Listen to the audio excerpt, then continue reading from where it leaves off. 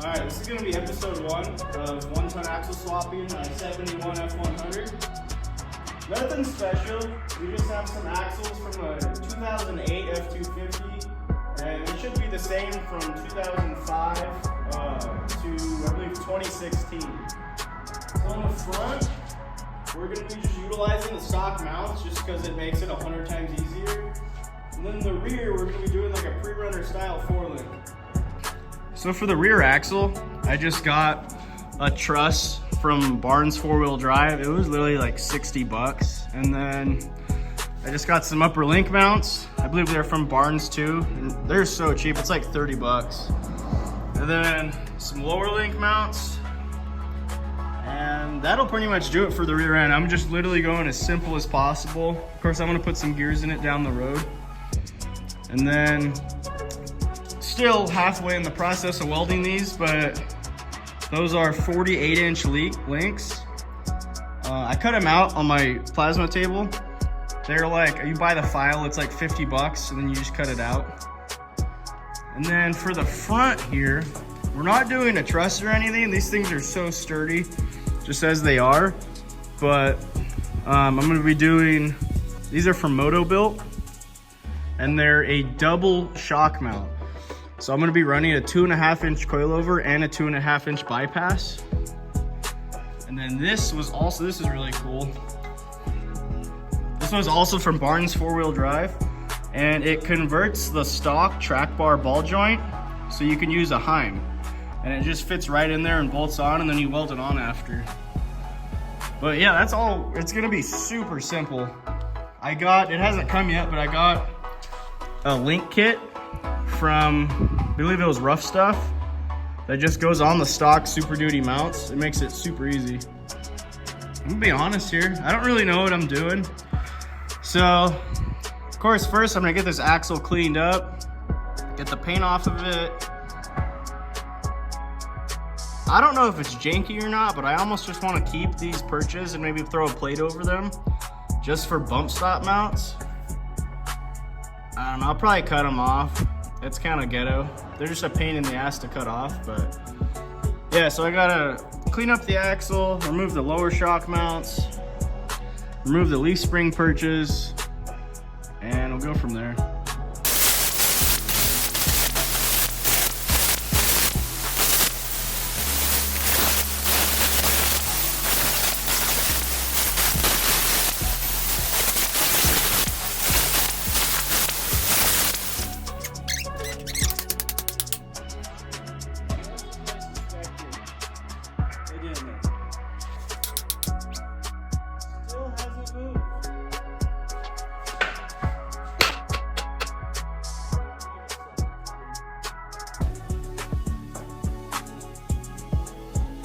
Took the wheel off, it'd be a lot easier, but I just don't feel like doing that. So we're just gonna keep doing this, you know? Sometimes a guy just likes doing things the difficult way.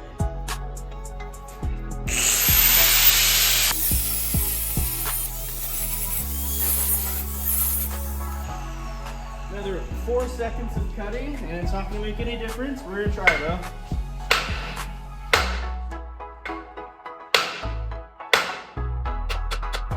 Just as I suspected, nothing happened.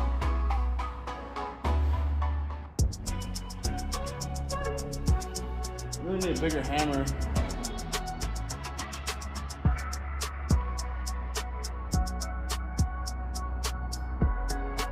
All right. Let's have a try for it, this.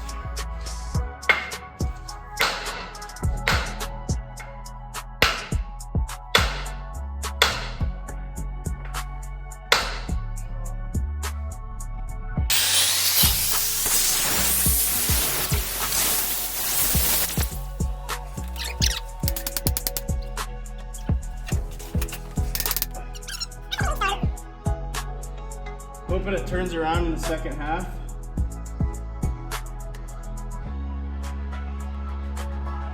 I don't really want to cut more though, because I think and it's cut all the way through.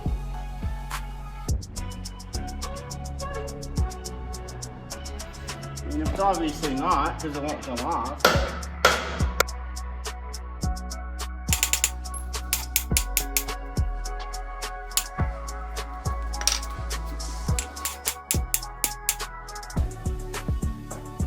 Alright, we got a different angle here. We're gonna really give her the beans.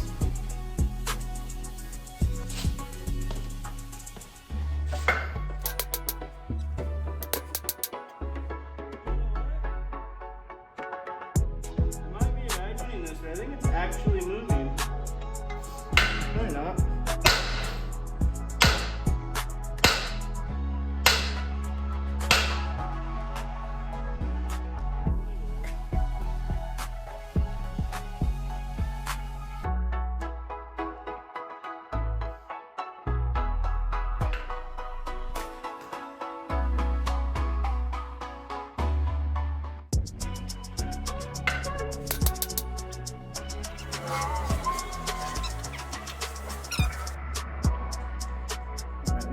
Form. Slightly bend the knees. Grab your little hammer. Close your eyes. Don't hit your shin, you know?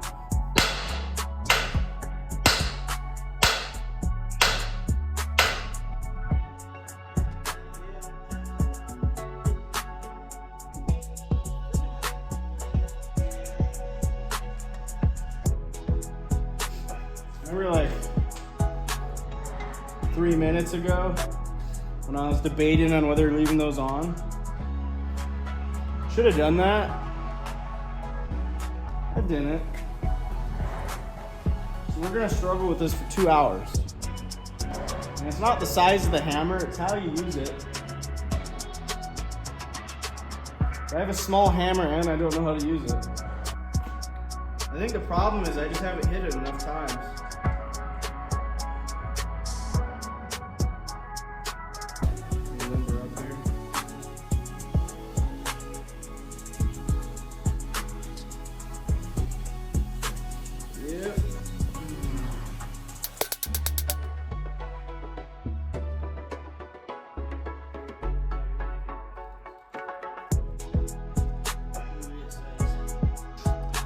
Alright, we're gonna try part 2 on the cutting. Probably gonna end up just cutting completely through this axle tube, but that's what a welder's for.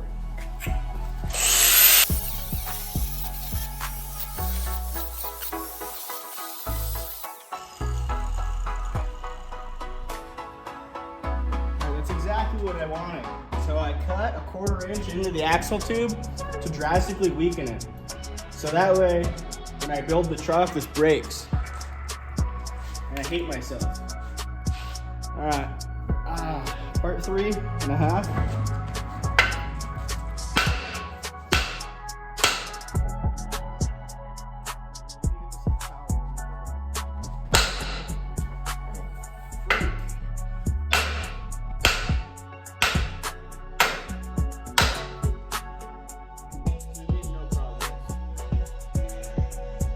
Hit it more.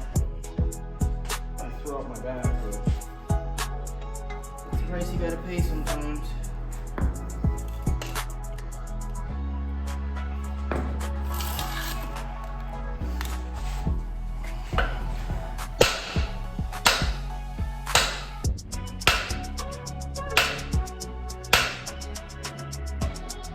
I think technically, if I hit this enough times, it will come off. Could be 2 more hits, it could be 300. My guess is about 250.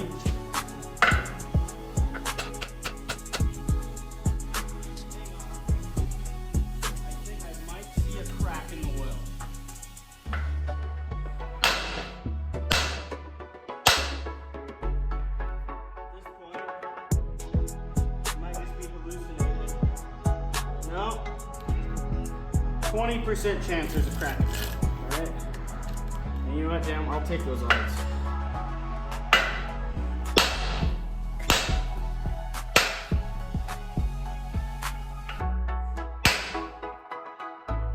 What the heck, it just comes right off like that after all that?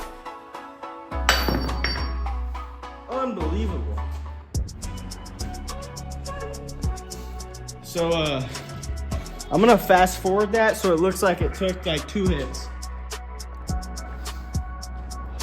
All right, brother. Other side, it's already cut. Give me 5 hits. Coming right off. So that was my practice 5 hits. So now I'm gonna do it for real.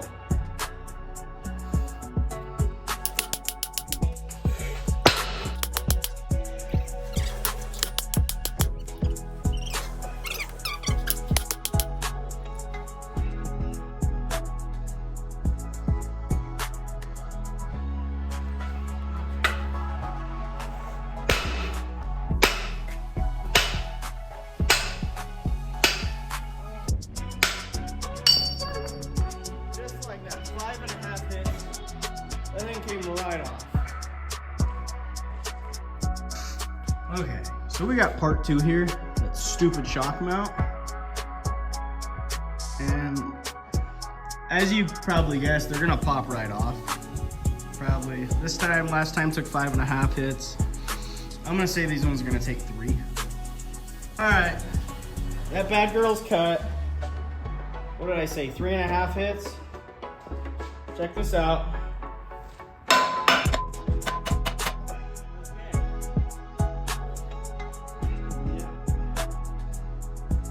That one,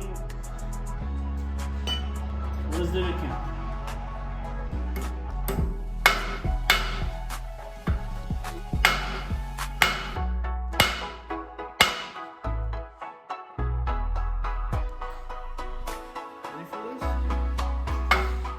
Now I'm gonna actually try to hit it. Those were just some love taps. We're gonna give it a couple man taps.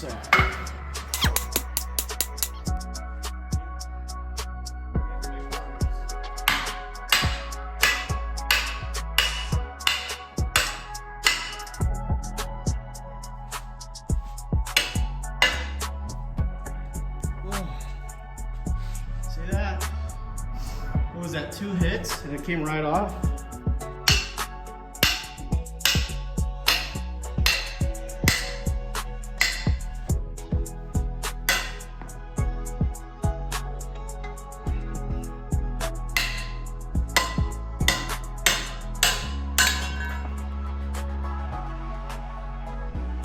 Right off, really, that thing really almost fell off. Oh man. I know a lot of people aren't gonna show all that. But I just wanna show you guys, this is kind of the reality of building stuff. Is 90% of building stuff is hitting it with a hammer and crying. But it just goes to show you the work that goes into this though. And that anybody can do it. I have an IQ of 72.5. And I get through it. Sometimes, you gotta hit stuff a little more with a hammer when your IQ is 72.5, but you still get it done. All right, we're down to the last mount here. And the other 3 mounts that we cut off, I relied on my hammer skills. This time I relied on my grinder skills, so I'm confident. Last mount took about 2.5 hits, give or take, 10. This one, 1.5 hits, this thing's flying off.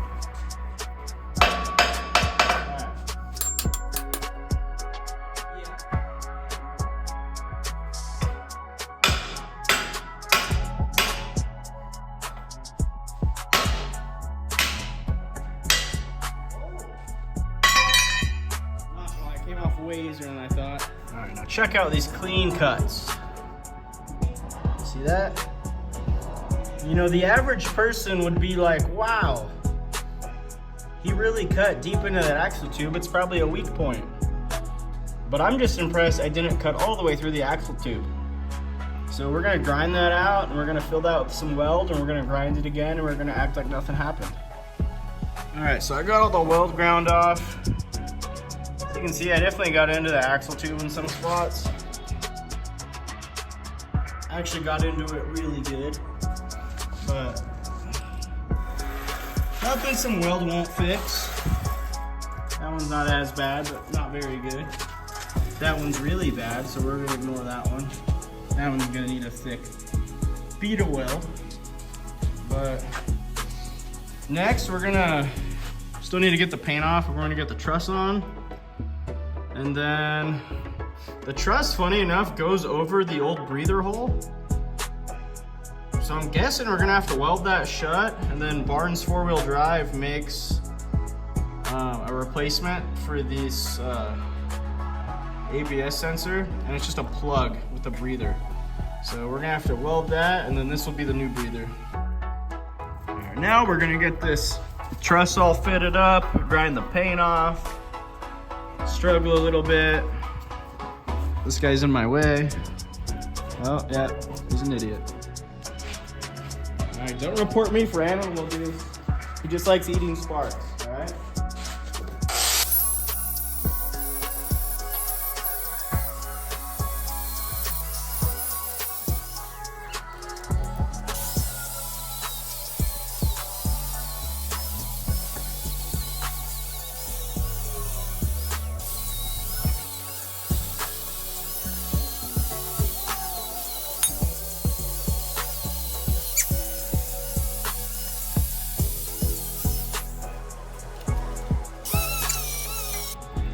So I got all the paint removed, I got the truss on, I got the upper link mounts tacked in place where they should probably go.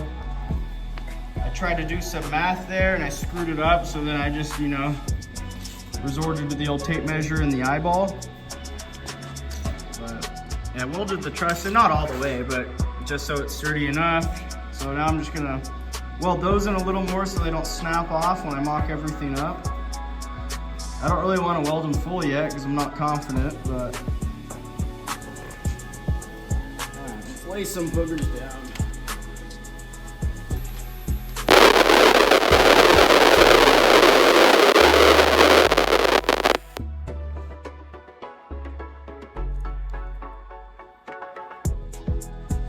You know what? Those aren't bad for an idiot. It's definitely cold. Uh-oh. Yeah, it's for sure cold, but you know what? They probably won't break off. All right, I got the upper link mounts welded on. You know, it was definitely too cold. I definitely should have preheated it with the torch, but I think it'll hold. This one, you know, that's questionable. But, you know, I was able to get weld on both sides, so I'm just gonna call that good. On the front axle, I started welding this stuff up, the shock mounts and the track bar mount. See, what I should have done is this spot in there, spots like that, I really should have welded it while they were off, but I didn't. So we're gonna do it the hard way. Yeah, once I get these all welded up, honestly, just give this thing a fresh coat of paint and we're gonna call it. I'm gonna call that done. I got these all welded up, stuck some boogers on there. Got that all welded up. So the front axle is completely done. Just gotta throw some paint on it. Again, just super simple, literally just some shock mounts, track bar mount. And then the suspension style I'm using is just gonna reuse the stock control arm brackets. And then the rear axle here, I got the lower link mounts all tacked up. The truss is all done, that's all welded. The upper link mounts are welded. And I have the lower control arm laid out here, and I measured the frame rail. The frame rail is 36 inches. So I set this end of the link where it's gonna attach to the frame rail. So that's basically exactly how it's gonna sit. It's gonna sit at that exact same angle. And when you do the lower link mounts, you want them to be spaced farther apart on the axle than they are in the frame, because the upper ones are gonna have the opposite triangulation. So the more of an angle these are at, the better it works, and basically the less strain it puts on your mounts. But so yeah, we're gonna call that good. You know what, when this bends, because because I didn't do a full truss because I was lazy. We'll address it then. But yeah, that's gonna be it. Thank you.